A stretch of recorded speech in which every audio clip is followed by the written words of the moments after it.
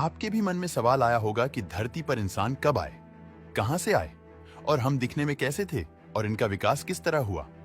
आधुनिक मानव बनने में इंसान किन किन चरणों से गुजरा, आए आज देखते हैं। इस वीडियो में आज से करोड़ों साल पहले डायनासोर ने पूरी धरती पर कब्जा कर रखा था।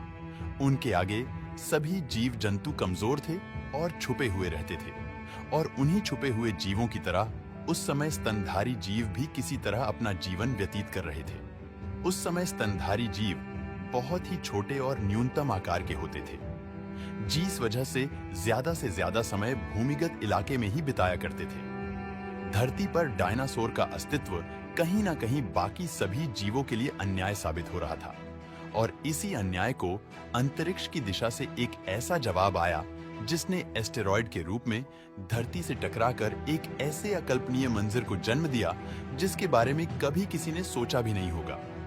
आज से तकरीबन 65 मिलियन साल पहले एस्टेरॉयड के कारण धरती पर एक भीषण विस्फोट हुआ, और उस विस्फोट के कारण इतनी तीव्र ऊर्जा उत्पन्न हुई कि जिसे धरती पर कभी किसी ने एक्सपीरियंस नहीं किया था। इस ऊर्जा से बचने के लिए छोटे और स्तनधारी जीव तो हमेशा की तरह जमीन के अंदर घुस गए और धरती के अंदर ही छोटे छोटे कीड़े मकोड़ों को अपना भोजन बनाकर जीवित बच गए। लेकिन डायनासोर के लिए उनका विशालकाय शरीर ही उनके लिए मौत का कारण बन गया। रेडिएशन और एनर्जी के डायरेक्ट संपर्क में आने से सभी डायनासोर की प्रजाति का अंत हो गया। एस्टेरॉयड के टकराने से धरती पर खतरनाक रेडिएशन फैल रही थी, जिससे मानो समस्त संसार में प्रलय आ गया था। आसमान में धूल की मोटी परत जमने से सूर्य मानो अस्त सा हो गया और चारों ओर अंधेरा सा छा गया।